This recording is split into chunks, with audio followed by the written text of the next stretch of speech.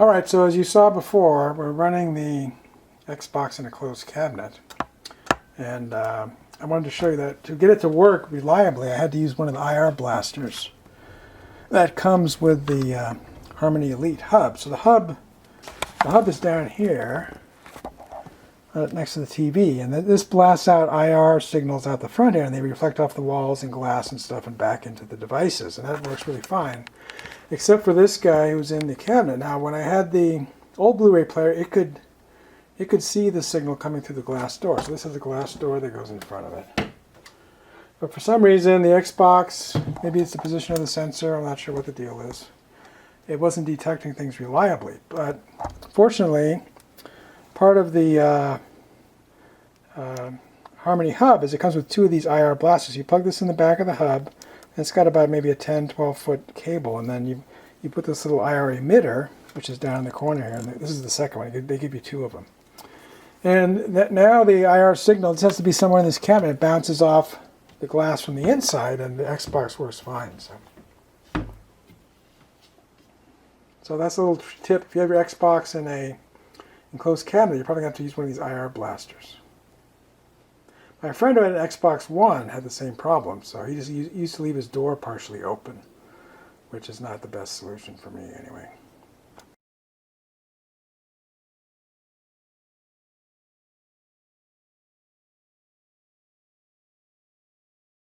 Alright, so here's a scene installed. We're going to compare the HDR mode from the Blu-ray to the DolbyVision. So probably can't tell on this Blu-ray player because, on this video camera, because it's only a HD video camera, it's not 4K. But this scene and her face and so forth, it looks a lot better in DolbyVision. This whole scene looks a lot better. So we are getting the true HD sound, Dolby Atmos true HD sound. So that's working fine through the Xbox. But if we go back to that same scene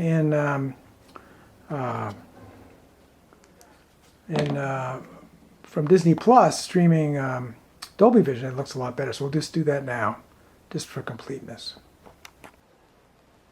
All right, so here's the same scene. And this, because it's very bright lighting, maybe that shows it off better. But this whole scene looks a lot better in DolbyVision because it's doing the tone mapping on every single frame of the movie instead of an overall for the whole movie as a whole. So that's just the advantages of DolbyVision. So we're happy about that. And let's use some of our tricks to see what our signal is. Let's try the 11111 trick. So we're going to go to Settings by pushing the Settings button on our Magic Remote. And we're going to go to Channels. I'm going to select Channel Tuning. And I'm going to hit 11111 or 5 ones on our Magic Remote.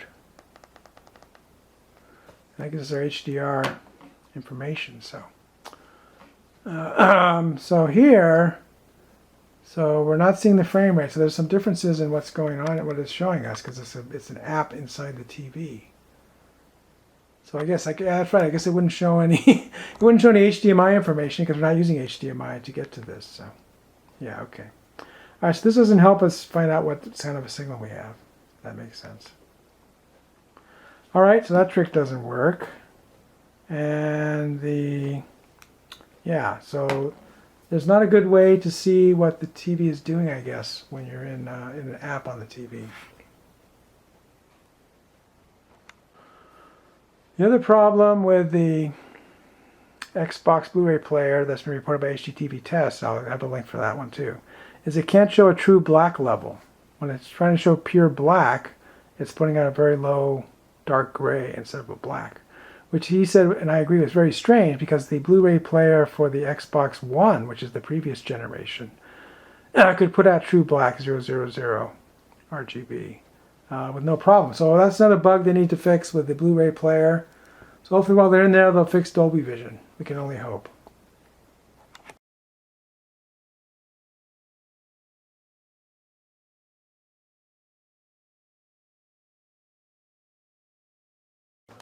Alright, so here's one of the new games we got, Rocket League. I did play this on the Xbox One X on my friend's Xbox, but this is on my Xbox Series X, and we can see if we're getting our full resolution and frame rates by using the settings trick. If we go to settings and we go to channels and we press 11111 on the magic remote, which comes with the TV. 5 ones. Okay, so then we're getting, here's our HDMI mode. So we're doing HDMI and we're getting 120 frames per second, 120 hertz. And the 3840 by 2160 is 4K. And if we go to HDMI mode, we can see that it's using HDR10 for HDR, and it's using 10-bit RGB and 120 hertz. So we're getting all the features that we paid for with the Xbox Series X with this Rocket League game. We're also going to check Halo in a minute, because Halo supposedly yesterday was upgraded to use 120 hertz. So we're going to try that and see if we're getting the same results. Here's a little team bit of gameplay at Rocket League. So it really looks spectacular with the new TV and everything. So.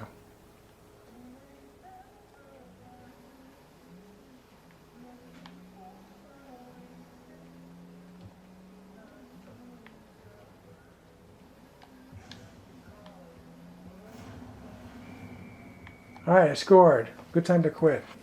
I did a fake out on one goal and went in the other goal.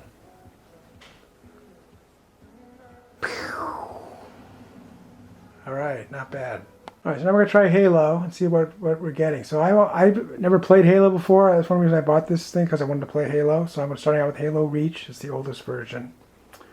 And so we'll just start it up and we'll see what kind of display we're getting out of it. Yeah, this is a mission. This is the second mission, so. Alright, so here's the cutscene. And we'll just use our trick again to see what kind of resolution we're getting.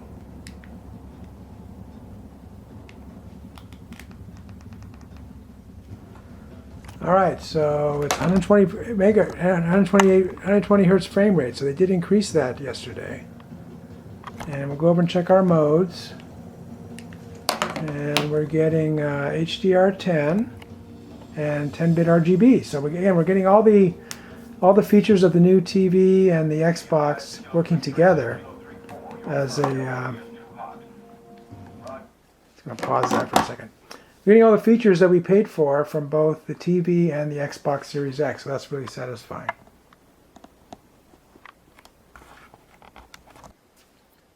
Alright, we're going to do a heat test of the Xbox Series X. It's in a closed cabinet with a glass door. So I'm going to open the door. And we did drill some holes in the bottom of the cabinet and the top, so there's airflow. There's 3 holes on the bottom, including one big one on the right with all the cables. And then 5 on the top. And then we placed a thermometer at the top of the Xbox on a couple of chopsticks to keep it isolated, so it's not actually touching it. So right now it's room temperature, 72 degrees. A little above room temperature, it's probably about 70, but close enough. So we'll just leave this here. So before we start the movie, we're going to run Ready Player One, which is an HDR movie. Unfortunately, the Xbox Series X won't do Dolby Vision. It'll do HDR10, but it will do Dolby Atmos. So we'll be driving our surround sound system with Dolby Atmos, full true HD, no lossless sound. So we'll run this movie. It's about 2.5 hours, and then we'll come back and see what the temperature is in the cabinet after we're done. So the Xbox does have a fan at the top of the cabinet, and so the airflow's, it's got holes at the bottom for airflow to come up through the cabinet and out, up through the Xbox Series X case and out to the top. And it should exhaust through those holes in the top of the cabinet. So let's see how effective our hole drilling has been, and how well the Xbox does while it's in a cabinet running a movie. Later we'll try a video game, but for now we're just going to try the movie and see what happens. So we're at 72 now, and we'll see what happens when the movie's over. Actually, we'll check through about halfway through, and then we'll check at the end. Alright, ready to start the movie. We're just going to make sure we're on Dolby Atmos, because it always defaults to DTS. So. Alright, Dolby Atmos, and we're going to play, and away we go. Let's check the temperature in the cabinet. It's been closed the whole time. And the temperature inside is 103. That's Fahrenheit. I'll put centigrade down below in the closed caption. So that's fine. 100 degrees, no big deal. The Xbox Series X seems to be doing fine, controlling the temperature, even in a closed cabinet. Now, I have holes in the bottom and top of the back of the cabinet, so there's some airflow in there. So looking good so far. We'll check in when the movie's over just to double check. People need to spend more time in the real world. Because, like Halliday said, reality is the only thing that's real. Alright, and that's the end of the movie. So let's see what our temperature is. And we got up to 104. Alright, all the way up to 104. So that's really no problem. So it's fine to keep your Xbox Series X in a closed cabinet as long as you have ventilation holes in the bottom and the top of the cabinet. At least when you're watching a movie. The next test is to try it with a video game, and we'll see how hot it gets in there. Alright, we did a test for movies and heat in the closed cabinet with the Xbox Series X. Now we're going to try a video game. We're going to play one of the new ones that came out with the Series X on day one, which is Assassin's Creed Valkyrie, I guess. Valhalla, yeah, one of those V's. And the cabinet's running at 78 degrees, so it's a little bit warmer than the house, partially because I have my Xbox Series X in standby mode, or instant on mode, so it generates heat from that. And also I realized we have that switch in here that generates heat. So 78 degrees now, and we'll see what it is after an hour of playing.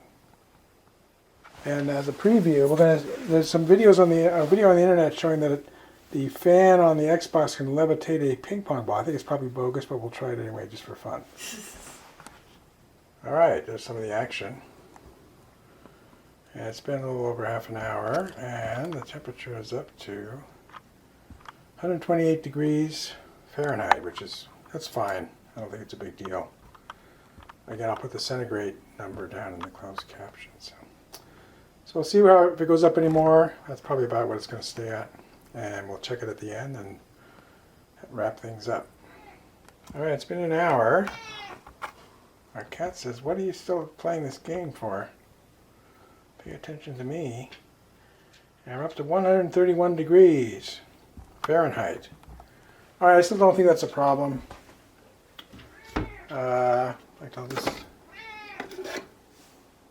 I don't think that's a problem. So it feels kind of warm in there, but we're going to try the ping pong ball test. Let's see if the ping pong ball will do anything. Doesn't look like it. It's not even rocking around or anything. So I think the ping pong ball being lifted by the Xbox Series X fan is a fake video. So all right, so that's our test for a closed cabinet. I would say it's no problem keeping your Xbox Series X in a closed cabinet for either movies or video games. This is a 4K video game, 120 hertz, so it's going full out using the full bandwidth. And as long as you have some ventilation holes in the bottom and the top of your cabinet, it should be no problem. So, all right, time to wrap it up. Here's our Xbox Series X integrated into our home theater system. And we can start it up by just using our universal remote and saying Xbox or want to play a Blu-ray. Starts it up and goes into HDMI 4 on the TV. And if we want to play a video game, we can start up one of the Xbox controllers and select our profile and start playing video games. Like, for example, Assassin's Creed, Valhalla, Halo, Rocket League, or we can play a Blu-ray disc. And if we want to use the Blu-ray disc, we can use our universal remote to control it, which is much more convenient than using the Xbox controller, I think, because it has the volume and everything on it. So that's it for the Xbox Series X. I recommend it as a game console for home theater system. Doesn't support DolbyVision for games yet, and they've only promised for sure to support DolbyVision for games next year and it doesn't support DolbyVision for Blu-ray discs, only HDR, which is a big disappointment since they touted it so much. I'm hoping next year when they support Blu-ray, DolbyVision for games, they'll also update their Blu-ray app to support DolbyVision. I don't see why they can't. And of course, it also puts out Dolby Atmos sound, which is important. You can get true HD sound from your HD Blu-ray discs. So that's it for the Series X, and we'll see what happens next on the home theater front. If you like this video, please give it a thumbs up. Post a comment if you have any questions or ideas, and I'll try to respond. That's all for now, but more videos are coming, and if you want to see them, please subscribe to my channel and turn on the notification icon if you don't want to miss one. This is Beta Cygni signing out, and keep looking up.